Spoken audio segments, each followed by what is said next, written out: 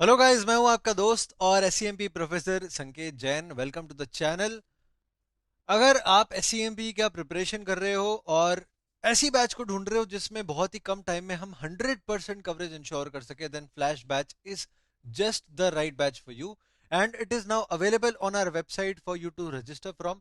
Website पे जाइए www.secjeet.com and वहां पर जाकर आप इसके लिए रजिस्टर कर सकते हैं। And that's not all, we are also offering discount on a lot of our courses and books. Rakshabandhan तक हम लोग ये डिस्काउंट ऑफर करने वाले हैं। So make the best of it and continue to enjoy the lecture.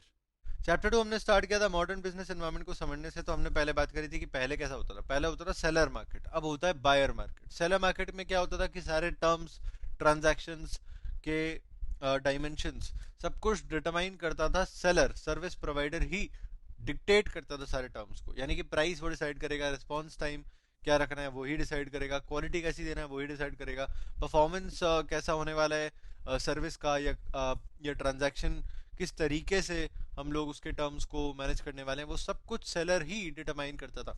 So seller market से buyer market पे आने में हमें क्या चीज़ हेल्प करी? सबसे ज़्यादा ग्लोबलाइजेशन ने हेल्प किया, क्योंकि अब बहुत सारे ट्रांजेक्शन हो रहे थे, मैक्रो इकोनॉमिक ट्रांजेक्शन हुए और टेक्नोलॉजिकल ट्रांजेक्शन हुए, पॉलिटिकल ट्रांजेक्शन हुए, सोशल चेंजेस हुए। ये सारे क्यों हो पाए? Because of the globalization. Globalization होने की वजह से आपकी जो बाउंड्रीज थी नेशन वाइड या फिर रीजन वाइड, वो ब्रेक डाउन हो गई और पूरा वर्ल्ड अब एक मार्केट बन चुका था। इसकी वजह से कंपटीशन बढ़ गया, क्योंकि विद इन कंट्रीज और अक्रॉस कंट्रीज दोनों में कंपटीशन बढ़ेगा, बिकॉज एक्सेस कैपेसिटी अब सडनली एग्जिस्ट करने लग गई है, बिकॉज मार्केट इतना बड़ा हो गया। नाउ नए मैनेजरियल मेथड्स की इसके लिए रिक्वायरमेंट थी। अच्छा, उसके पहले अवेलेबिलिटी और एक्सेसिबिलिटी, डेटा का भी, नॉलेज का भी, रिसोर्सेज का भी, मटेरियल्स का भी, सर्विसेज का भी, सब कुछ बढ़ चुका था। और उसके अलावा ट्रैवल और ट्रांसपोर्टेशन भी आसान हो चुका था। इसकी वजह से काफी सारे चेंजेस हुए, बायर मार्केट की तरफ हम लोग आ पाए, क्योंकि मेजरली कंपटीशन बढ़ रहा था। इसके लिए नए मैनेजरियल मेथड अप्लाई करने की अब जरूरत है। हमने सबसे पहले देखा था cost of quality. Cost of quality is basically कि सबसे पहले अगर हम लोग प्रैक्टिकली बात करेंगे, तो हमारे कस्टमर ने क्वालिटी स्टैंडर्ड एक्सपेक्ट करके बैठा है, अपने दिमाग में लेकर सेट है उसके दिमाग में। ठीक है। ऐसे में हमें कस्टमर के पॉइंट ऑफ व्यू से सोचना होगा कि किस तरह का क्वालिटी स्टैंडर्ड हम लोग डिलीवर करना चाहते हैं। अभी क्वालिटी स्टैंडर्ड जो हमने अपने लिए सेट कर दिया कि हमें मैच करना है, उसे मैच करने के लिए वी विल स्पेंड मनी, और जो इसके लिए खर्चा किया जाएगा वही होता है अपना कॉस्ट ऑफ क्वालिटी। तो पहले तो हम लोग स्पेंड करेंगे इसलिए ताकि मैच कर पाए, फिर चेक करने के लिए खर्चा करेंगे, फिर अगर कुछ गलती हो गई तो उसे ठीक करने के लिए खर्चा करेंगे। तो इस तरह के अलग अलग खर्चे हमने ब्रेक डाउन किए थे इनटू मल्टीपल कैटेगरीज। सबसे पहले हमने दो सब कैटेगरीज बनाए थे, विच वाज सॉरी, दो मेजर कैटेगरीज बनाए थे, which was cost of control और कॉस्ट ऑफ कंफॉर्मेंस और cost of good quality. Second is cost of failure of control और कॉस्ट ऑफ नॉन कंफॉर्मेंस और कॉस्ट ऑफ पुअर क्वालिटी। तीन अलग अलग नाम है, आपको तीनों याद रखने जरूरी है। ठीक है। अब इन दोनों को आप ऐड कर दो तो टोटल कॉस्ट ऑफ क्वालिटी तो बन जाता है। ये हो गए अपने सब कैटेगरीज, सॉरी ये हो गए अपने कैटेगरीज, इनके सब कैटेगरीज और है। कॉस्ट ऑफ गुड क्वालिटी के अंदर आता है prevention cost and appraisal cost. Cost of poor quality के अंदर आता है फेलियर कॉस्ट। फेलियर में दो तरीके होते हैं, एक होता है internal cost, internal failure cost, और दूसरा होता है एक्सटर्नल फेलियर कॉस्ट। ठीक है। थका दिया तुमने। चलो भाई, सबसे पहले प्रिवेंशन कॉस्ट की अगर बात करेंगे तो वो वाला कॉस्ट यहाँ पर बेयर किया जाता है जिससे हम लोग प्रिवेंट करना चाहते हैं, किसी भी क्वालिटी प्रॉब्लम को अवॉइड करना चाहते हैं। उसे अवॉइड या प्रिवेंट करने के लिए अगर आप खर्चा करते हो तो उसे प्रिवेंशन कॉस्ट में हमें कैटेगराइज करना चाहिए। दूसरा होता है अप्रेजल कॉस्ट, सिर्फ और सिर्फ चेक करने का खर्चा, inspection, testing, checking, only and only that. हमें सिर्फ ये डिटरमाइन करना होता है कि हम लोग कितने अपने क्वालिटी स्टैंडर्ड से कंफर्म कर पा रहे हैं। ठीक है। तीसरा होता है cost internal failure cost. Internal failure cost is basically कि कुछ एफिशिएंसी लॉस हो गया, आपके प्रोसेस में कुछ गड़बड़ हो गई, स्क्रैप हो गया, वेस्टेज हो गया, वो सब तो आएगा ही। उसके अलावा अगर आपके क्वालिटी प्रॉब्लम्स आते हैं और अभी तक आपने कस्टमर को डिलीवर नहीं किया है, ये क्वालिटी प्रॉब्लम को रेक्टिफाई करने का जो खर्चा होगा वो भी आपका इंटरनल फेलियर कॉस्ट में आ जाने वाला है। एंड लास्टली आता है एक्सटर्नल फेलियर कॉस्ट, जिसके अंदर हमने देखा था कि अभी हम डिलीवर कर चुके हैं कस्टमर को और कस्टमर ने आइडेंटिफाई किया है कुछ प्रॉब्लम, तो उस प्रॉब्लम को रेक्टिफाई करने का जो खर्चा होगा वो होगा external failure cost, plus environmental cost भी इसके अंदर आ जाता है। और ध्यान रखने वाली बात ये भी है भाई कि ये एक अकेला कॉस्ट है जो कि कस्टमर को डिससेटिस्फाई करता है। तो इसकी वजह से अगर हमारा लॉस ऑफ सेल होता है तो वो भी एक्सटर्नल फेलियर कॉस्ट में ही आ जाएगा। ध्यान रखने वाली एक और बात है, वो ये है कि प्रिवेंशन कॉस्ट आप जैसे जैसे बढ़ाओगे तो वो आपके अप्रेजल कॉस्ट को भी, साथ में फेलियर को तो करेगा ही कम, पर अप्रेजल को भी मिनिमम पर रखने में हेल्प करता है। एंड ऑफ कोर्स साधारण सी बात है कि अगर आप प्रिवेंशन और अप्रेजल दोनों बढ़ाओगे तो एक्सटर्नल फेलियर और इंटरनल फेलियर दोनों कम होने चाहिए। अगर इन दोनों को कम करोगे तो ये दोनों कॉस्ट बढ़ जाने चाहिए। तो वैसे वैसा सिचुएशन रहता है, ठीक है। इंटरनल फेलियर और एक्सटर्नल फेलियर को तो हम करना चाहते हैं कम, इसलिए प्रिवेंशन और अप्रेजल को बढ़ाएंगे। अब अगली बात समझा रहा हूं, अभी तक तो हमने कर लिया था, कुछ क्वेश्चंस भी करने बचे हैं, बट वो स्टार्ट करने के पहले कुछ बात और है जो समझा देता हूं और एक एग्जांपल ले लेता हूं, और उसके बाद ही हम लोग एक्चुअली स्टार्ट करते हैं, ठीक है। सो समझो बात को। इंटरनल फेलियर और एक्सटर्नल फेलियर कॉस्ट को मैं करना चाहता हूं कम, प्रिवेंशन और अप्रेजल को उसके लिए मुझे ज्यादा करना पड़ेगा। तो देखो ऐसा सिचुएशन बनेगा, प्रिवेंशन अप्रेजल ज्यादा, इंटरनल फेलियर एक्सटर्नल फेलियर कम है। ऐसे में क्या हो रहा है कि भाई कंपनी अभी भी तो ज्यादा कॉस्ट ही बेयर कर रहा है, क्योंकि प्रिवेंशन और अप्रेजल कॉस्ट तो ज्यादा है ना। और हमने कल एक बात करी थी कि वो अगर कस्टमर पॉइंट ऑफ व्यू से देखेंगे तो वैल्यू एडिंग क्या होता है और नॉन वैल्यू एडिंग क्या होता है। सो कस्टमर तो बोलेगा कि यार तुम इंस्पेक्शन कर रहे हो, अप्रेजल कॉस्ट में इसको कैटेगराइज कर देते हो, पर इंस्पेक्शन कर रहे हो, वो अगर तुम पहली बार में सही बना देते तो तुम्हें करना ही नहीं पड़ता, तो हम उसका कॉस्ट फालतू में बेयर कर रहे हैं। मतलब कि कस्टमर के पॉइंट ऑफ व्यू से वो वैल्यू एडिंग नहीं था। इसका मतलब ये होता है कि आपके कॉस्ट ऑफ गुड क्वालिटी में से भी कुछ ऐसा पार्ट रहेगा जो कि कस्टमर के लिए फायदेमंद नहीं है, और कस्टमर बोलेगा यार कि ये तो यार हमारे लिए कोई वैल्यू एडिंग नहीं है, और अल्टीमेटली वो डिससेटिस्फाई हो सकता है। हमें तो क्या फोकस करना है कि हमें वैल्यू एडिंग ही एक्टिविटीज को रखना है। सो ऐसे में हम लोग क्या कोशिश करेंगे कि यार प्रिवेंशन कॉस्ट को बढ़ा दे ताकि अप्रेजल कॉस्ट भी मिनिमम पर आ जाए। बट रिमेंबर दिस कि कंपनी साथ में एक और चीज अचीव करने की कोशिश कर रहा है, वो है कि मिनिमम कॉस्ट पर रहे, है ना। कॉस्ट भी तो मिनिमम पर रखना पड़ेगा। ऐसा नहीं कर सकते ना कि प्रिवेंशन बहुत ही ज्यादा कॉस्ट बेयर कर लिया, उसकी वजह से अपना अप्रेजल जो मिनिमम पे आ चुका है, internal failure external failure zero हो चुका है। बहुत अच्छा सिचुएशन है, बट कॉस्ट आपका ज्यादा है ना। सो ऐसे में कंपनी वर्क नहीं कर पाएगी। इसलिए हमें इसके बीच में थोड़ा सा मांडवली करना पड़ता है। क्या करना पड़ता है? मांडवली करना पड़ता है। तो समझो बात को कि कैसे मांडवली करेंगे अपन। इंटरनल फेलियर एक्सटर्नल फेलियर को करेंगे कम, प्रिवेंशन अप्रेजल को बढ़ाएंगे, पर कितना बढ़ाएंगे वो अपने को सेट करना पड़ेगा ताकि अपना मिनिमम पर रहे total cost of quality. So objective समझना, अभी जो मैं बात करने जा रहा हूं उसमें दो ऑब्जेक्टिव के ऊपर बात करेंगे अपन एक साथ, एक साथ, ठीक है। सो ऑब्जेक्टिव समझना।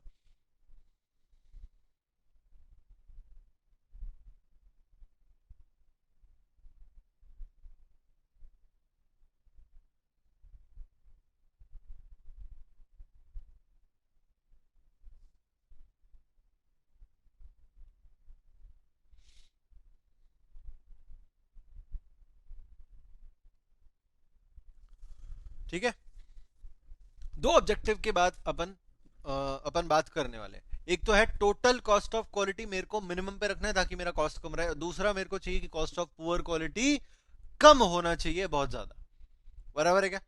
तो ऐसे में मेरे को करना पड़ेगा क्या, कहा, मांडवली, बराबर।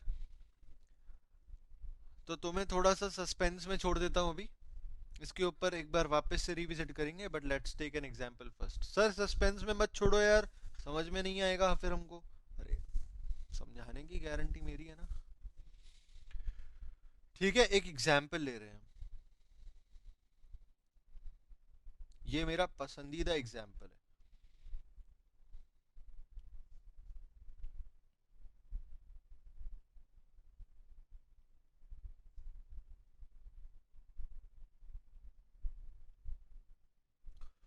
दो कंपनी बनाए भाई साहब, एक है बियर्ड लिमिटेड, एक है दाढ़ी लिमिटेड। ओके, अब देखो ये एग्जाम्पल ट्रिमर का है, ठीक है। दोनों कंपनियां क्या बनाती है? Trimmers, beard trimmers. ये क्या करता है भाई?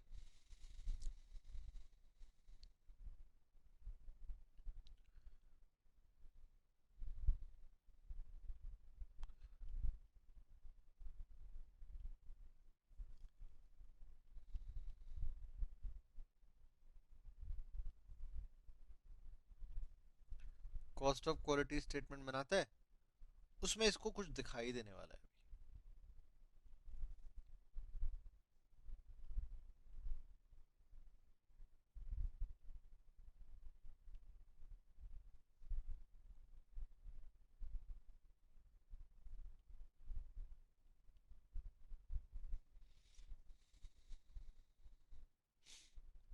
दाढ़ी लिमिटेड भी बना लेते हैं कॉस्ट ऑफ क्वालिटी का रिपोर्ट। ठीक है क्या जी।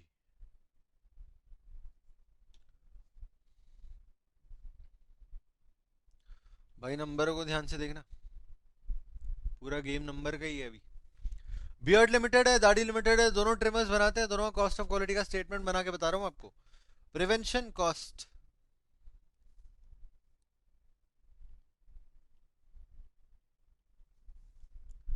50,000 रुपए। अप्रेजल कॉस्ट 25,000 रुपए। Internal failure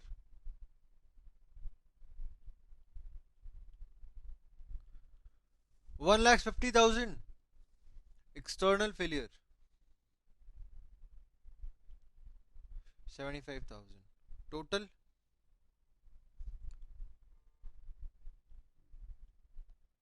3 lakh. दाढ़ी लिमिटेड की बात कर रहे हैं, prevention cost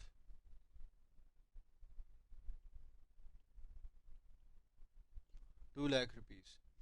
appraisal cost 50,000 rupees. Internal failure 50,000। External failure 0। Total 3 lakh. दोनों में से कौन सी कंपनी बढ़िया दिख रही है? दोनों का कॉस्ट तो 3-3 लाख है। जब कॉस्ट दोनों का सेम टू सेम है तो दोनों में से बढ़िया कौन सी दिख रही है भाई? बियर्ड लिमिटेड का भी 3 लाख, दाढ़ी का भी 3 लाख, तो दोनों सेम लेवल पर। सर बढ़िया क्या दोनों सेम लेवल पर है? हाँ तुम बताओ अभी कौन सी बढ़िया लग रही है? दाढ़ी लिमिटेड। क्यों?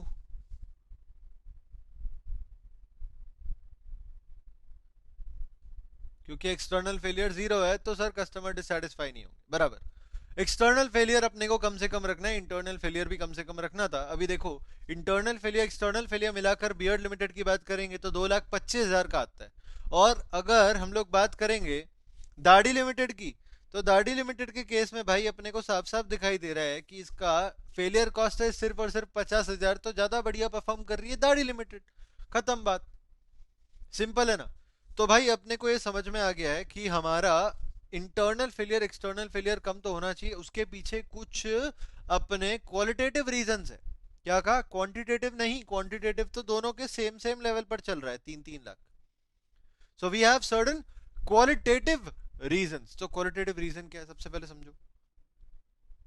अभी तुमको लिखना पड़ेगा ना, फिर तुम जब भी इसका इंटरप्रिटेशन एनालिसिस दोगे इस तरह के क्वेश्चंस में, तो तुम्हें लिखना पड़ेगा ना। क्या लिखोगे अभी वही बता रहा हूं मैं। क्वालिटेटिव रीजन समझ लो, फिर अपने लैंग्वेज में लिखेंगे, बढ़िया इजी हो जाएगा। तो सबसे पहले समझ लो भाई कि मेरे को फेलियर कॉस्ट को कम रखने की क्यों जरूरत है। पहला पॉइंट तो अभी तुमने कह दिया कि कस्टमर डिससेटिस्फाई होता है अगर फेलियर ज्यादा हुआ तो हमें कस्टमर को सेटिस्फाइड रखने के लिए फेलियर कॉस्ट को कम से कम रखना पड़ेगा। दूसरा, अपना स्टाफ भी डिसअपॉइंट हो जाता है। पता है कैसे स्टाफ डिसअपॉइंट कैसे होता है? पता है, देखो तुमने फेलियर कॉस्ट यहां पर अगर ज्यादा आता, अगर ज्यादा आता, उसका क्या मतलब निकलता सर साहिब? क्या मतलब निकलता? इसका मतलब सिंपली यही निकलता ना बॉस, कि देखो अपना अगर फेलियर कॉस्ट ज्यादा है मतलब मेरे को रेक्टिफिकेशन ज्यादा करने पड़ते हैं। भाई अगर तुम्हें रेक्टिफाई करने के लिए कुछ बार बार बोला जाएगा तो तुम परेशान हो जाओगे। इसका मतलब यह है कि हम स्टाफ को परेशान कर रहे हैं, और स्टाफ को हम परेशान क्या कर रहे हैं? स्टाफ खुद को ही परेशान कर रहा है। स्टाफ ही है जो खुद को परेशान कर रहा है, बट हमेशा स्टाफ नहीं होता, वो आगे जाके देखेंगे। ठीक है, हमेशा स्टाफ की गलती नहीं होती है सर, तो आगे जाके देखेंगे कि क्या क्या क्या गलतियां हो सकती है, हमेशा स्टाफ की गलती क्यों नहीं होती। Let's focus on the matter at hand right now, which is कि अगर रेक्टिफिकेशन ज्यादा होता है, फेलियर ज्यादा होता है, तो स्टाफ डिसअपॉइंट होता है। यार पहली बार में सही हो जाता तो कितना मजा आता। ठीक है, थोड़ा बहुत उनको भी लगता है यार कि बढ़िया रहता अगर सही तरीके से काम होता तो। उसके अलावा एक और पॉइंट बताता हूँ। देखो अगर मैंने रेक्टिफाई किया मतलब कि मैंने रिसोर्सेज को फिर से यूज किया, अगर मेरा वेस्टेज हुआ है तो मैंने रिसोर्सेज को एक्स्ट्रा यूज किया, अगर मेरा यहाँ पर इनएफिशिएंसी हुआ है तो मैंने रिसोर्सेज को ऑप्टिमम फैशन में यूज नहीं किया। ये सारे पॉइंट एक ही चीज को बोलते हैं कि मेरा रिसोर्स यूटिलाइजेशन ऑप्टिमम नहीं है। और ऑप्टिमम यूटिलाइजेशन ऑफ रिसोर्सेज बहुत जरूरी है, because resource is important, costly, expensive and it is also scarce. समझे क्या? तीन क्वालिटेटिव रीजन दे दिए मैंने अभी तक आपको। पहला कस्टमर डिससेटिस्फैक्शन, दूसरा स्टाफ डिससेटिस्फैक्शन, तीसरा resource utilization is not optimum. इसलिए हमें अपने इंटरनल फेलियर्स को कम रखना पड़ता है। ठीक है, चलो।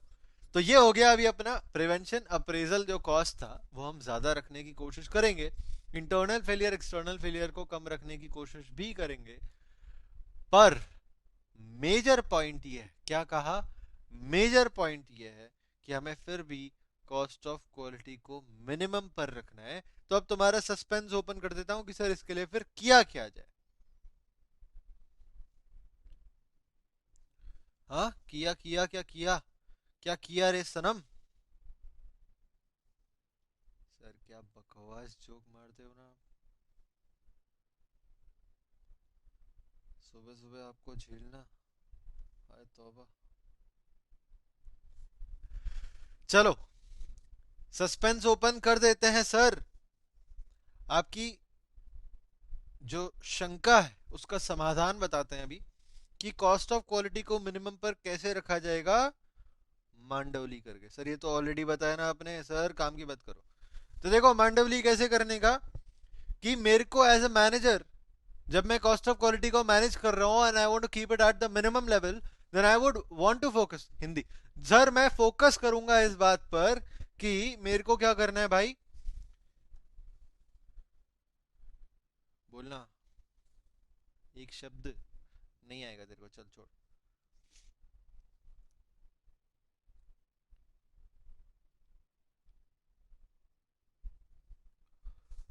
कॉम्प्रोमाइज, कॉम्प्रोमाइज करना पड़ेगा मुझे। सर कैसे कॉम्प्रोमाइज? क्वालिटी से? क्या क्या बात कर रहे हो सर, मेरा कस्टमर। अरे भाई बात सुनना। अपन कॉम्प्रोमाइज कैसे करेंगे, ध्यान से देख। अपन प्रिवेंशन अप्रेजल को बढ़ाएंगे तो सही, बढ़ाएंगे इसे एक लिमिटेड सेट तक ही बढ़ाएंगे, एक लिमिटेड लेवल तक ही बढ़ाएंगे, ताकि अपना जो फेलियर कॉस्ट है वो कम तो हो जाए पर जीरो ना हो पाए। सर क्या कह रहे हो सर? ध्यान से समझो, इसे जीरो करना है ना तो प्रिवेंशन अप्रेजल हाईएस्ट पे ले जाना पड़ेगा। But I can not afford that, I have to keep it at minimum. So what to do to keep it at minimum is कि मेरे को थोड़ा करना पड़ेगा कॉम्प्रोमाइज। इसका मतलब यह है कि मेरे को एक tolerable level of defect set करना पड़ेगा। टॉलरेबल लेवल ऑफ डिफेक्ट, ये टॉलरेंस लेवल सेट करना पड़ेगा भाई। तुम्हें टॉलरेट करना पड़ेगा, थोड़ा डिफेक्टिव होगा तो उससे सहो। तुम्हें टॉलरेबल लेवल सेट करके क्या मिलेगा कि तुम एक फेलियर लेवल को सेट कर पा रहे हो कि इतना फेलियर कॉस्ट तो मैं बेयर कर सकता हूं। इसका मतलब है कि मुझे प्रिवेंशन और अप्रेजल हाईएस्ट पर ले जाने की जरूरत नहीं है। इससे मैं इंश्योर कर पाऊंगा मिनिमम कॉस्ट ऑफ क्वालिटी। ठीक है, अब इसके साथ में सर पंगा हो जाएगा ना, फिर क्वालिटी को कैसे इंप्रूव करेंगे। इसके साथ में दो और मॉडल को अप्लाई करने का, एक है टीपीएम, एक है टीक्यूएम। ठीक है, दो मॉडल को और अप्लाई करेंगे, टीपीएम एंड टीक्यूएम। समझ गए बात को? ये टीपीएम का कॉन्सेप्ट पढ़ेंगे चैप्टर 3 में, ये टीक्यूएम अपना अगला टॉपिक है ऑलमोस्ट, मतलब कि चैप्टर 2 में ही अपना ये हो जाएगा। ठीक है, so minimum cost of quality अगर मैनेज करना है तो थोड़ा सा टॉलरेंस लेवल आपको डिफेक्ट का सेट करना पड़ेगा। प्रिवेंशन अप्रेजल को हाईएस्ट पे ले जाने की जरूरत नहीं है, फेलियर आपका टॉलरेंस लेवल के हिसाब से चलेगा। तो आप मांडवली करके एक मिनिमम कॉस्ट ऑफ क्वालिटी के लेवल पर आ जाते हो, जिसे और भी एक और नाम से पुकारा जाता है, विच इज कॉल्ड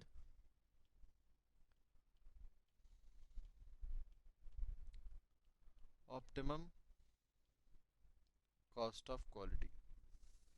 ठीक है, अब मैंने क्या कहा कि इसके साथ में टीपीएम को अप्लाई कर देंगे, टीक्यूएम को अप्लाई कर देंगे। उससे क्या होगा सर, ये है क्या और उससे होगा क्या?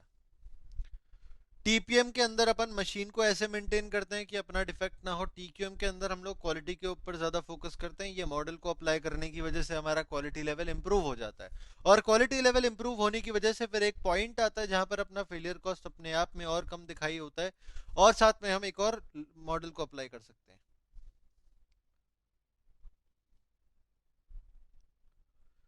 Six sigma. ठीक है, सिक्स सिग्मा को भी आप अप्लाई कर सकते हो। सिक्स सिग्मा को भी अप्लाई करेंगे तो बात वही होगी कि अपना जो फेलियर है, लेवल ऑफ फेलियर्स और कम होते चले जाएगा। अगर ये कम हो गया तो फिर आपका अप्रेजल कॉस्ट भी फिर धीरे धीरे आप कम कर सकते हो, क्योंकि अगर फेलियर ही नहीं है, पता है कि हमने ऑलरेडी टीक्यूएम अप्लाई किया हुआ है, टीपीएम अप्लाई किया हुआ है, सिक्स सिग्मा अप्लाई अप्लाई किया हुआ है, so your failure cost is reduce. Now you are almost sure कि अपने को ज्यादा चेकिंग वेकिंग करने की भी जरूरत नहीं है, इंस्पेक्शन करने की भी जरूरत नहीं है। So what we will do is we will have to reduce the appraisal cost also, तो अपना एक मिनिमम लेवल पर प्रिवेंशन हो जाएगा, यानी कि मिनिमम कॉस्ट ऑफ क्वालिटी फिर फर्दर और रिड्यूस किया जा सकता है। बट इसको करने में थोड़ा सा तो टाइम लगेगा, देखो धीरे धीरे होने वाला प्रोसेस है, जल्दबाजी में कुछ जिंदगी में होता नहीं है, पेशेंस रखने वाली बात होगी। इसलिए टीपीएम टीक्यूएम अप्लाई करोगे, साथ साथ में धीरे धीरे धीरे धीरे आपको दिखेगा कि आपको रिड्यूस हो रहा होगा अपना कॉस्ट। ठीक है, समझ गए बात को?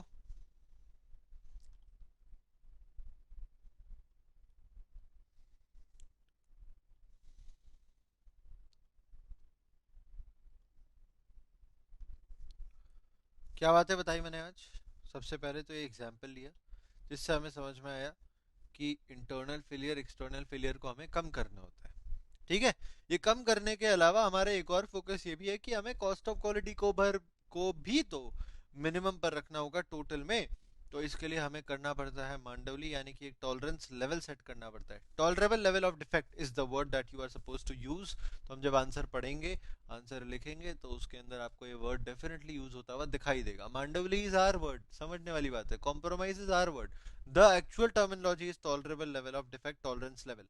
ठीक है, तो टॉलरेंस लेवल के हिसाब से आपका फेलियर कॉस्ट एक लेवल पर सेट हो जाएगा, प्रिवेंशन ज्यादा हाई पर जाएगा नहीं, मिनिमम कॉस्ट ऑफ क्वालिटी पर पहुंच जाओगे। इसे कहा जाता है ऑप्टिमम कॉस्ट ऑफ क्वालिटी भी। साथ में आप टीपीएम टीक्यूएम सिक्स सिग्मा जैसे मॉडल्स को अप्लाई करके अपने कॉस्ट को फर्दर रिड्यूस कर सकते हो, because you will be able to ensure quality standard. That's done, I arrest my case. चलो अब क्वेश्चंस कर लें।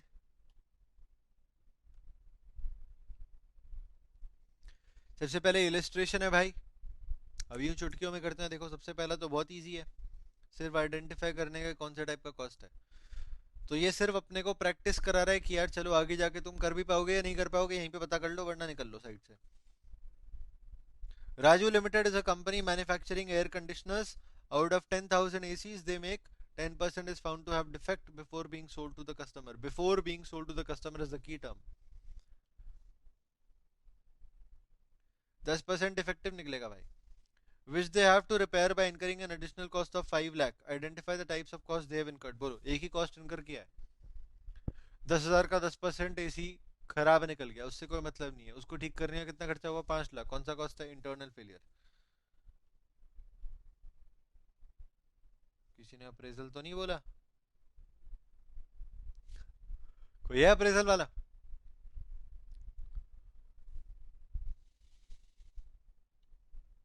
सर इतने सिंपल आएंगे क्या क्वेश्चन? पागल है क्या? फोकट में थोड़ी पास करेगा इंस्टीट्यूट। नंबर टू, वापस से आइडेंटिफाई करने का sir cost. Jeet limited is facing problems due to their customers being dissatisfied. क्यों? क्योंकि हैंडबैग में पुअर क्वालिटी दिखाई देती है। As a result their board has decided to inspect the material. क्या कर रहा है? इंस्पेक्ट करना है मटेरियल को टू मैन्युफैक्चर द हैंडबैग। इसमें कुछ खर्चा लगेगा सर, 1 लाख रुपए का। 1 लाख रुपए का खर्चा किस लिए? इंस्पेक्शन करना है रॉ मटेरियल को। Board has also decided to spend rupees 50,000 to inspect the bags after they are manufactured but before they are ready for sales. Identify the types of costs they have incurred. देखो raw material को inspect करने का खर्चा 1 लाख रुपए, और अपना finish product को inspect करने का खर्चा 50,000 रुपए। बताओ अपने को किधर किधर क्लासिफाई करना चाहिए?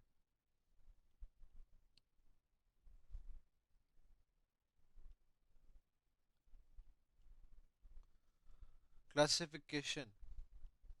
हाँ इसका कोई कह रहा है, कौन है? हाँ, तुमसे यही उम्मीद थी मेरे को। इसका कह रहे हैं अप्रेजल, फिनिश गुड्स। ये तो इंस्पेक्शन है सर फिनिश गुड्स का, तो ये तो अपना अप्रेजल में जाएगा। पहला वाला तुम्हारा गलत है या सही है? कौन कौन अग्री करता है अप्रेजल से? हाथ हाथ ऊंचे करो। और जिन्होंने कैमरा ऑफ किया हुआ है वो भी हाथ ऊंचे करेंगे जूम के थ्रू।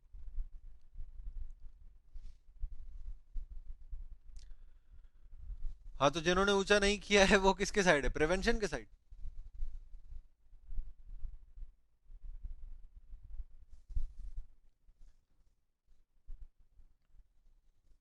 दीदी, दीदी, ध्यान ध्यान देना इधर। पढ़ो।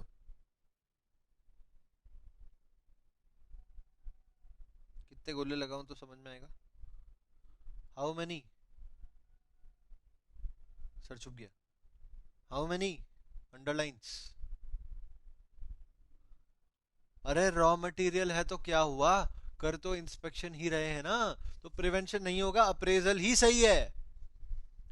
ठीक है, अप्रेजल ही सही है। ओके, तो दोनों ही अप्रेजल में जाएगा। रॉ मटेरियल का इंस्पेक्शन और फिनिश गुड्स का इंस्पेक्शन हो तो इंस्पेक्शन ही रहे ना।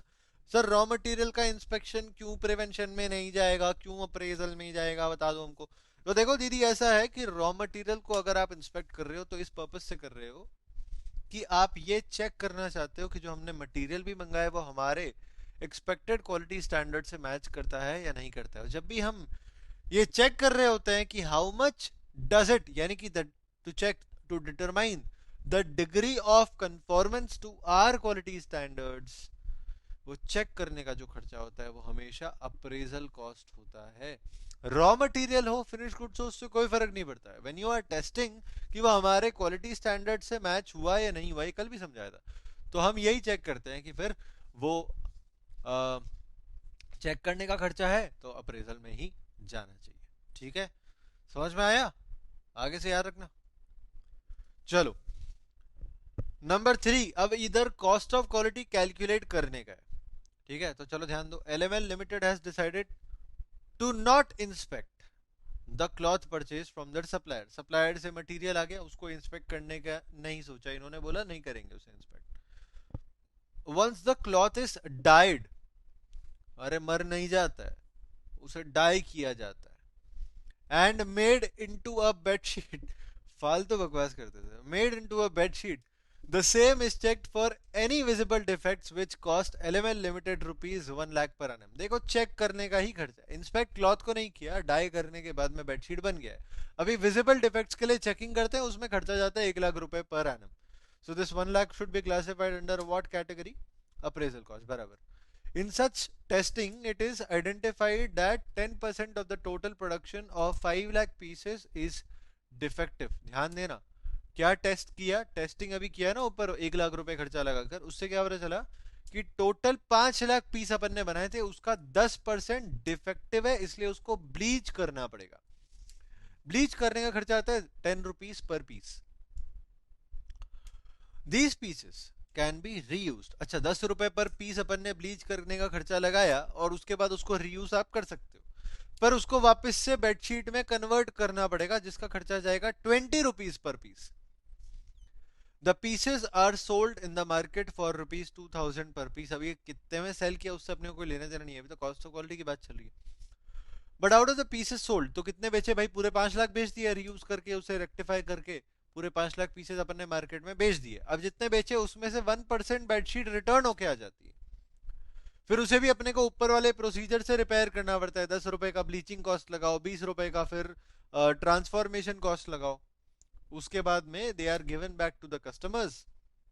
The delivery cost is rupees 20,000 per annum. Customer को वापस डिलीवर करने का खर्चा फिर आपको 20 रुपए आता है पूरे साल का। तो आपको कैटेगराइजेशन तो हमेशा करना ही पड़ेगा, कॉस्ट ऑफ क्वालिटी कैलकुलेट भी करना है। ठीक है, तो अब ये कैलकुलेशन की बात है, तो अब बात आती है कि हम फॉर्मेट समझ लें कि अपना पूरा प्रॉपर प्रेजेंटेशन कैसा रहेगा। ठीक है, सो ध्यान देना, प्रॉपर बता रहा हूं, एक एक चीज इसमें सारी टोटल करके हर एक चीज जो आएगी ना, वो सब कुछ। कई बार होती है, कई बार नहीं होती है, हम लोग ऐड करते हैं, कई बार नहीं करते हैं। इंस्टीट्यूट भी अलग अलग फॉर्मेट हमेशा यूज करता रहता है। बट अगर एकदम प्रॉपर सारी चीजों को इंक्लूड करके फॉर्मेट बनाना है तो वो अभी बना के आपको बता रहा हूँ।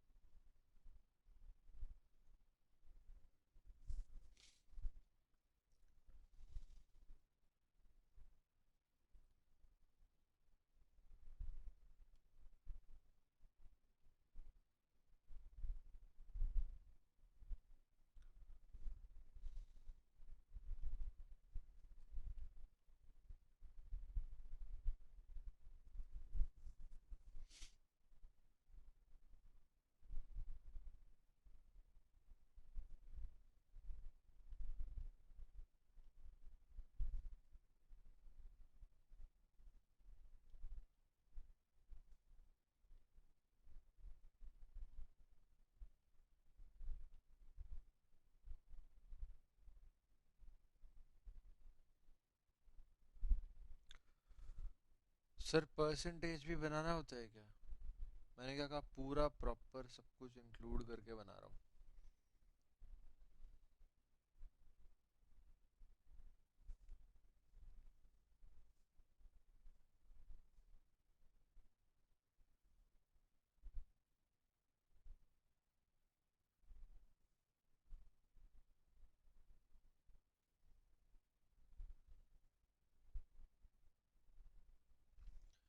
इसलिए बना रहा हूँ क्योंकि बार बार नहीं बनाऊंगा, समझे?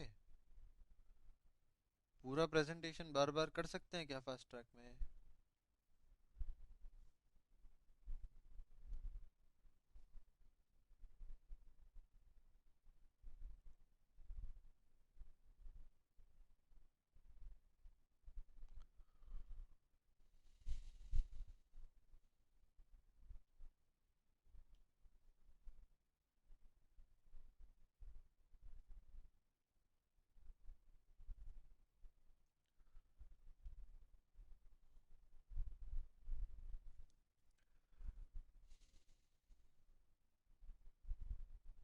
अब देखो ऐसा है कि एग्जाम में सिर्फ अपने को ब्लैक पेन से लिखना होता है, we can not change the colours of ink. अभी तो मैं चेंज कर करके लिख रहा हूँ। तो प्रेजेंटेशन को तुम इम्प्रूव करने के लिए क्या कर सकते हो? जैसे कॉस्ट ऑफ गुड क्वालिटी लिखा ना इधर, तो वैसे ही तुम्हारा प्रिवेंशन कॉस्ट तुम थोड़ा सा इधर से स्टार्ट कर सकते हो। ठीक है, फिर तुम्हारा जो उसके अंदर का कैटेगरी आएगा वो तुम यहाँ से स्टार्ट कर सकते हो, थोड़ा थोड़ा गैप छोड़ के बेसिकली। समझ गए? अभी तो मैं ऐसे ही लिख रहा है।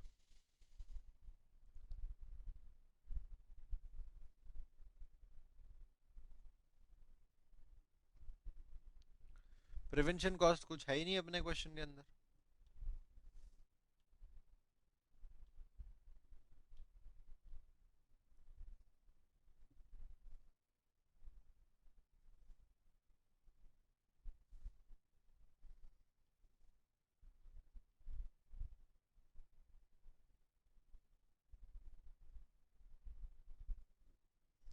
अभी देखो प्रिवेंशन कुछ कॉस्ट कुछ था नहीं ना, इसलिए वो पूरा ब्लैंक हो गया, इसीलिए उसका फिर टोटल नहीं लगाया, वरना टोटल भी लगाते अपन उसका। ठीक है, जैसे अभी अप्रेजल में अपने को लगाना पड़ेगा। सो अप्रेजल कॉस्ट में we have decided not to inspect any raw material, but we are inspecting the defects. तो फिनिश गुड्स का तो अपन इंस्पेक्शन कर ही रहे हैं।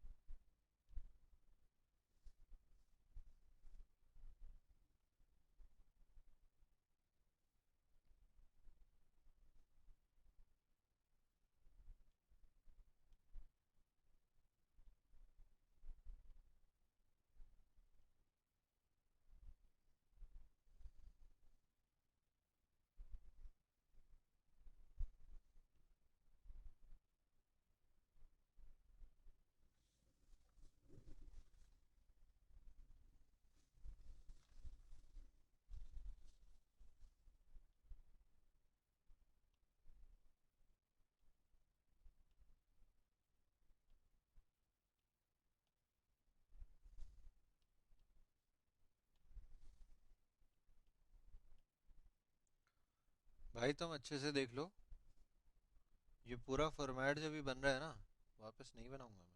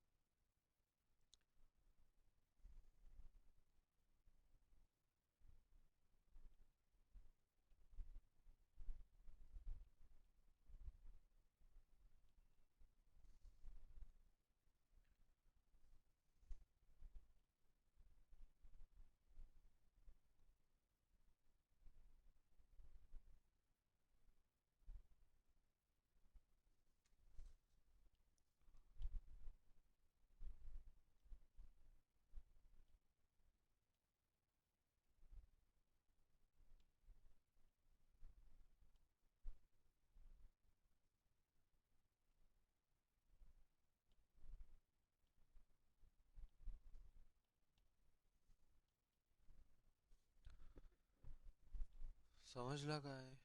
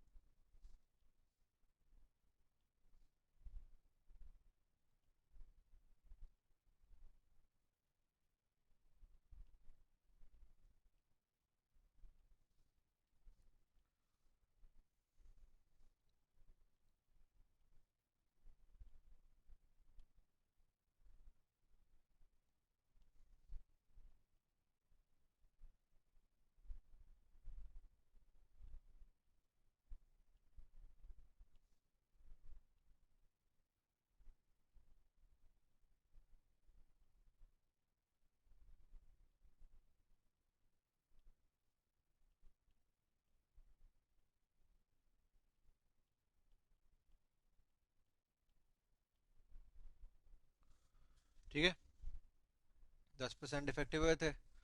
10 रुपए का तो उसका ब्लीचिंग का खर्चा, 20 रुपए का उसका वापस से ट्रांसफॉर्म करने का खर्चा। ये आ गया आपके इंटरनल फेलियर में।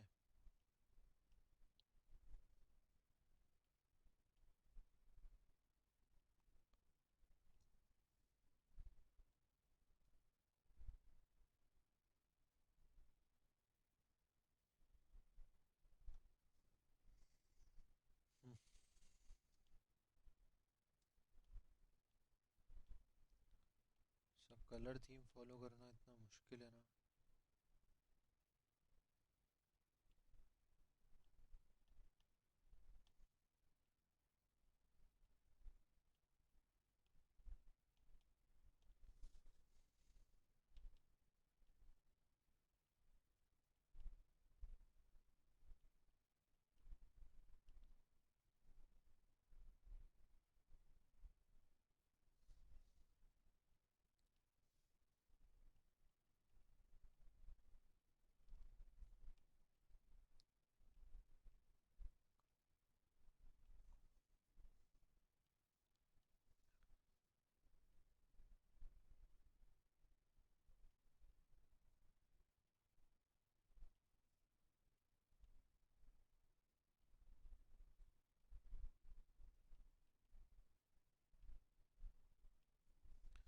इधर एक और आएगा, डिलीवरी कॉस्ट।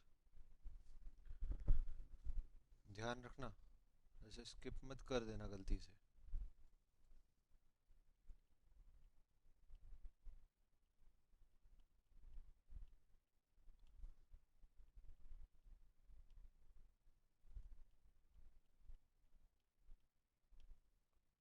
ये डायरेक्टली दिया है 20,000 रुपये। इनके टोटल कितने कितने आए?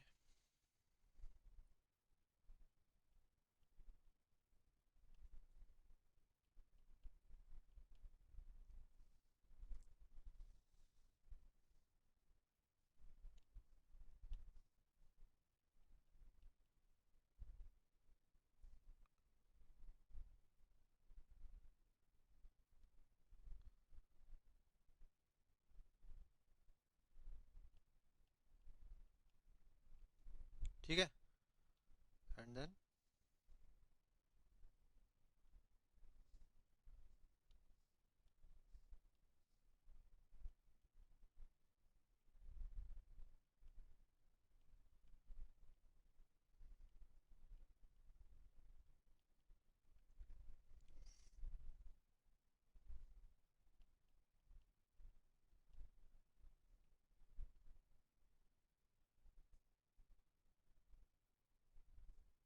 एंड लास्ट में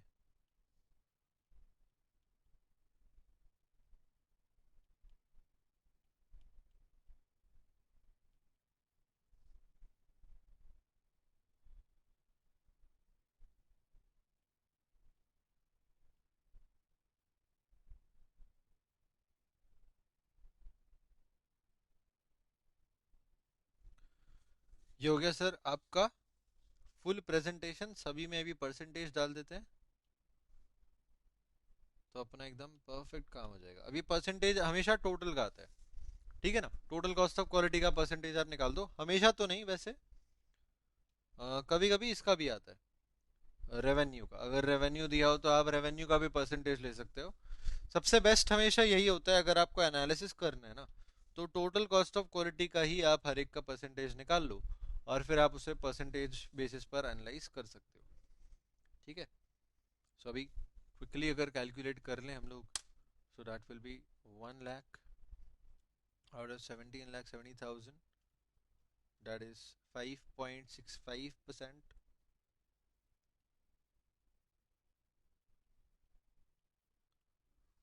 तुम टोटल का निकालना चाहो, मतलब कि अभी जैसे यहाँ का भी तुम निकाल सकते हो,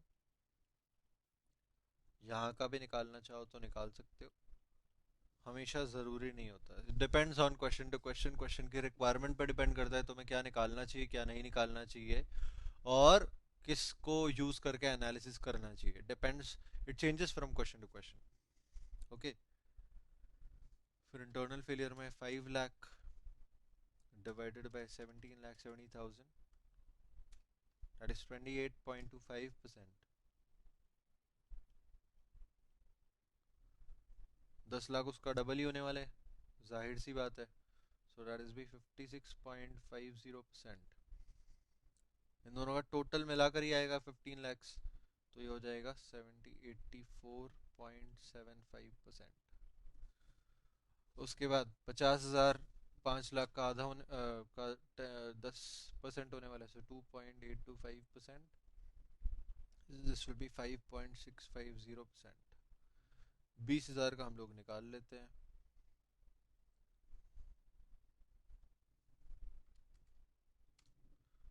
20,000 divided by 17,70,000 into 100 is 1.13%, ठीक है। इधर का जो टोटल होगा वो इन तीनों का आ जाने वाला है, विच विल बी, पहला तो हो गया 8.475, तो 8.475 में ऐड किया 1.13 को, ये आ जाता है 9.605%।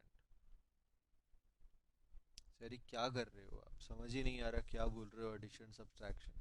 अरे सिंपली तुम करो तुम्हारे तरीके से नॉर्मल डिवीजन, वरना मैं ये कर रहा हूँ कि इसका परसेंटेज इसका परसेंटेज इसका परसेंटेज तीनों को ऐड करूंगा तो इसका परसेंटेज आना चाहिए ना, वही कर रहा हूँ मैं।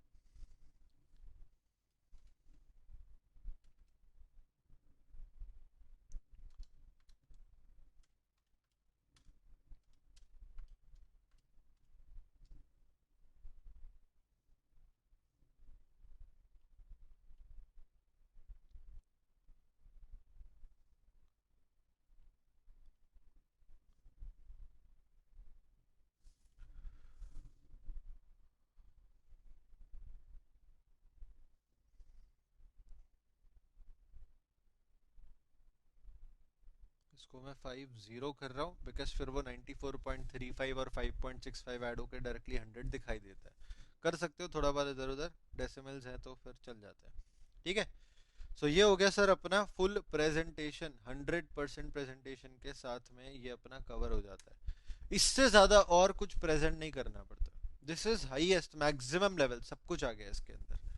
आपने पहले heading they the cost of good quality, फिर आपने उसके अंदर का प्रिवेंशन कॉस्ट मेंशन कर दिया, उसके अंदर के कॉस्ट मेंशन कर दोगे, उसका टोटल निकाल दोगे, अप्रेजल उसके अंदर के, फिर उसका टोटल, फिर दोनों का टोटल मिलाकर total cost of good quality, वैसे पुअर क्वालिटी, फिर total cost of quality, percentage भी हमने बता दिया। तो ये है सर अपना मैक्सिमम प्रेजेंटेशन। अब आगे से जो क्वेश्चन कराऊंगा ना, फुल प्रेजेंटेशन के साथ में नहीं करा पाऊंगा, this fast track batch, so we will go a little faster. All दो क्वेश्चन सारे होंगे अपने और लिख के होंगे, ऐसा नहीं है कि बिना लिखे होंगे, पर प्रेजेंटेशन के ऊपर थोड़ा सा आपको खुद से मेहनत करनी पड़ेगी, ठीक है। अब बात करते हैं नेक्स्ट illustration की, number 4, calculate the cost of quality. Now Rajni Limited is a manufacturer of mobile chargers. Currently they use 1 lakh units input to make 1 lakh chargers. मतलब कि एक यूनिट एक आउटपुट को बनाता है. Out of the units they purchase, 5% is found defective in their inspection. जो purchase किया उसमें इंस्पेक्शन किया है और 5% डिफेक्टिव निकल गया, which is taken back by the supplier, तो उसका तो अपने को कॉस्ट बेयर करना ही नहीं पड़ेगा, 5% ले जा तो वापस से. Okay, such inspection is carried out by RSPL which takes ₹5 per piece of input. 5 रुपए पर पीस हमें डालने पड़ते हैं हमें ये इंस्पेक्शन कैरी आउट करने के लिए. Now after the chargers are produced, they are tested by their in-house team. Production होने के बाद भी टेस्ट किया जाता है. जो टेस्टिंग का कॉस्ट फिर लगता है ना, वो लगता है 1 लाख पर एनम, और ये आइडेंटिफाई किया जाता है कि 2% of the production is defective. 2% defective निकल जाता है production and is of no use, और फिर किसी काम का भी नहीं होता. Cost that would be incurred in repairing. अच्छा, रिपेयर कर सकते हैं, रिपेयर करोगे तो रिपेयर करने का खर्चा आएगा 2 लाख, और फिर आप उसको सेल कर सकते हो. Out of the pieces sold, only a 0.5% of the products therefore have to be repaired due to customer complaints. मतलब कि 0.5% प्रोडक्ट्स आपके पास में रिटर्न होके आते हैं कंप्लेंट में, उसे आपको खुद से वापस से रिपेयर करना पड़ता है. रिपेयर कॉस्ट फिर 50,000 रुपए का लगता है. So you have to identify the types of cost and calculate the cost of quality. This is a homework question for you. सुन के डिफिकल्ट लग रहा है, होमवर्क में दे रहे हो तभी तो मजा आएगा ना, तुम खुद से ट्राई करोगे तो. चलो नेक्स्ट क्वेश्चन आईसीए वाला है. Livwell limited is a manufacturing company that produces a wide range of consumer products for home consumption. Among the popular products are its energy efficient and environment friendly LED lamps. The company has a quality control department that monitors the quality of production. As per the recent cost of poor quality report, the current rejection rate for LED lamps is 5% of units input.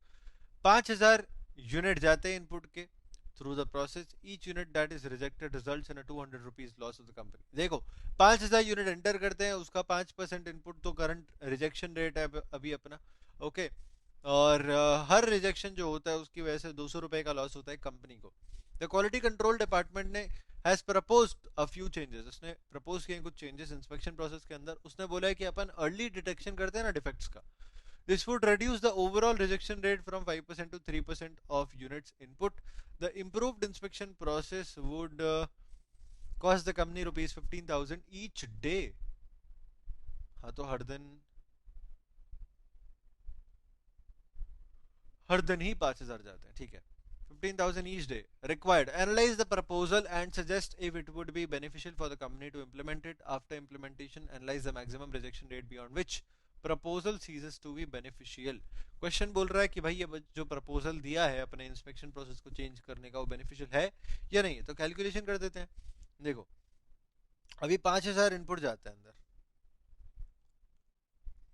ठीक है ना, उसका 5% defective निकल जाता है. Input जाने के बाद मतलब कि आउटपुट बनने के बाद डिफेक्टिव निकलता है. तो डिफेक्टिव निकलना कितने यूनिट डिफेक्टिव निकल गया पहले तो ये बता दें. 250. हर यूनिट पर 200 रुपए का नुकसान होता है. मतलब कि कितने रुपए का टोटल नुकसान हुआ, 50,000 का. अब हम बोल रहे हैं कि सर ये 3% पे आ जाएगा. तो 3% पे आ जाने वाला है, मतलब कि अपना जो रिजेक्शन है वो कितना हो जाने वाला है, 150. हर एक पे 200. तो इधर कितने कितने वो हो गया, कितना कॉस्ट हो गया अपना, 30,000. अब ये 30,000 रुपए आपके 50,000 से गिर के इतने लगने वाले हैं. पर ये कम करने के पीछे आपको 18,000 रुपए इनकर करने पड़ेंगे. तो इधर का टोटल कॉस्ट तो है 48,000, इधर का है 50,000. इसका मतलब यह है कि प्रपोजल तो बेनिफिशियल है क्योंकि अभी आपकी 2,000 की सेविंग हो रही है. सिंपल. सर इसमें कॉस्टिंग जैसा क्या था, nothing related to SCMP. This was common sense, कोई भी कर लेता. Next, after implementation analyse the maximum rejection rate beyond which the proposal ceases to be beneficial. इसका मतलब यह है कि रिजेक्शन रेट मैक्सिमम कितनी हो सकती है. सिंपली है, जैसे भी 5% से 3% पे आ गई ना, तो हाईएस्ट कितनी रह सकती है, मतलब कि 4 5 से 4% होगी तो भी बेनिफिशियल होगा क्या, या फिर 4.5 रहेगी तो बेनिफिशियल होगा क्या, 3.5 रहेगी तो बेनिफिशियल होगा क्या, ये बात चल रही है। सो कितनी रह सकती है मैक्सिमम रिजेक्शन रेट, ये हमें चेक करना है। तो 15,000 था, इसका मतलब ये कि आपका 5,000 का सेविंग हुआ है, ठीक है, 2,000 का नहीं, 5,000 का सेविंग हुआ है। Now we are solving part B now. 15,000 रुपये तो आप खर्च कर रहे हो अपने कॉस्ट को कम करने के, है ना, रिजेक्शन रेट को कम करने के। तो ऐसे सिचुएशन देखते हैं जब वो 15,000 के साथ मिलाकर इक्वल लेवल पर पहुंच जाए। यानी कि अभी 50,000 रुपये का मेरा कॉस्ट लगता है because of the defective production. 15,000 रुपये का लॉस इक्वल कब होगा, जब 15,000 का मेरा डिटेक्शन करने का खर्चा हो, मतलब कि अभी इस प्रपोजल को इम्प्लीमेंट करने का खर्चा होगा, प्लस 35,000 रुपये मेरे लॉस के होते हैं। तो हम वो प्रोसीजर वो वाला पार्ट निकाल लेते हैं कि लॉस 35,000 का कब होगा। तो 35,000 का लॉस होना मतलब कि एक यूनिट पर 200 रुपये का लॉस होता है। तो 35,000 का लॉस कितने यूनिट्स पर होगा, 175 यूनिट्स पर। 175 यूनिट्स अगर आपके डिफेक्टिव निकलेंगे तो आपका 35,000 का लॉस होगा, और टोटल मिलाकर फिर वही 50,000 का कॉस्ट आपका आ जाने वाला है। इसका मतलब यह है कि मैक्सिमम 175 यूनिट्स आपके डिफेक्टिव रह सकते हैं। 175 is what percent of 55,000, it is 3.5%। तो 5,000 से गिर के, सॉरी 5% से गिर के एटलीस्ट 3%, 3.5% तक तो जो भी हमने निकाला वहां तक तो जाना ही चाहिए। 3.5 के अगर ऊपर रहेगा, जैसे 3.6% पे अगर आ गया रिजेक्शन, तो भी नुकसान हो जाने वाला है। आए समझ में क्वेश्चन? अभी तक सिर्फ क्वेश्चन डिस्कस कर रहा था और आंसर को ओरली डिस्कस कर रहा था, अभी लिख के किया नहीं है हमने, अभी लिखवा रहा हूँ सर। ठीक है, फेयर प्रेजेंटेशन में लिखवाना तो पड़ेगा सर। अभी तो आपने कहा था प्रेजेंटेशन नहीं कर, अरे भाई तुम भी ना कैसी बातें करते हो।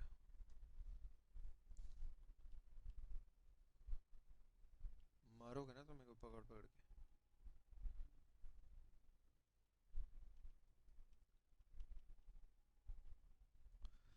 देखो, पार्ट ए सॉल्व करते हैं पहले तो। एकदम सिंपल सा फंडा है कि current current system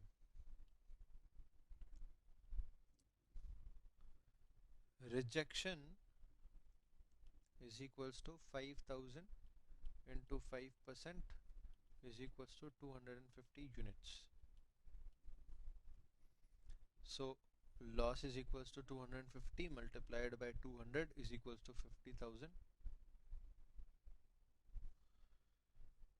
Proposed system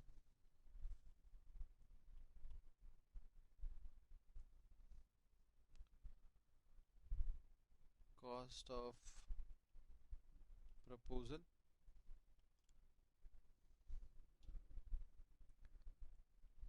15,000 रुपये, proposed rejection 3% is equals to 150 units. Proposed loss is equals to 150 into 200 is equals to 30,000. Total cost is equals to 45,000. Saving from proposal is equals to 5,000. समझ गए? Part B, part B में हमें क्या बोला, maximum rejection rate पता करना है।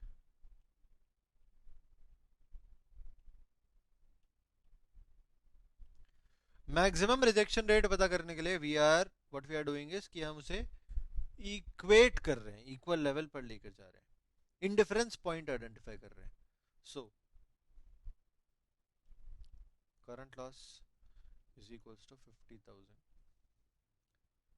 Maximum loss from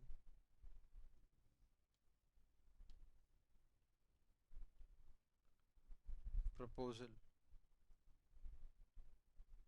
for indifference in total cost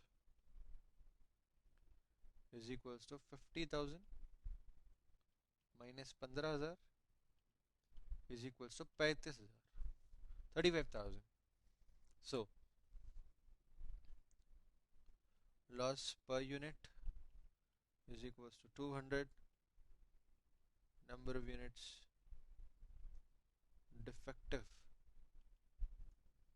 इधर आगे लगा देते हैं मैक्सिमम, 35,000 डिवाइडेड बाय 200, 175, समझे क्या? So maximum percentage of units rejected for cost indifference is equals to 175 upon 5,000 into 100 is equals to 3.5%. The question is completed.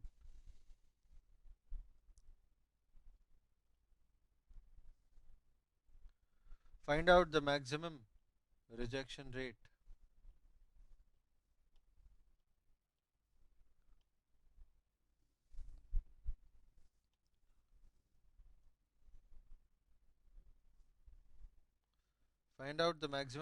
चल ही नहीं रहा.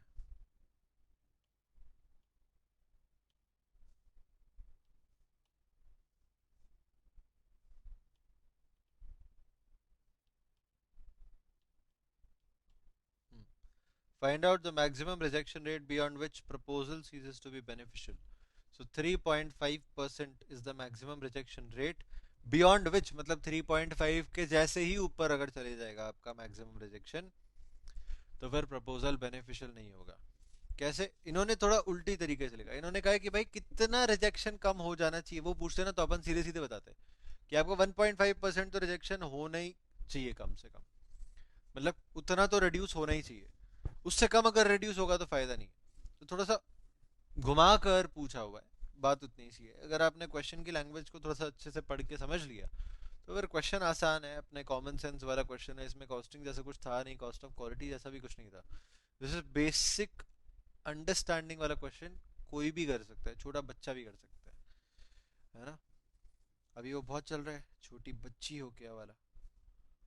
सो कोई भी कर सकता है.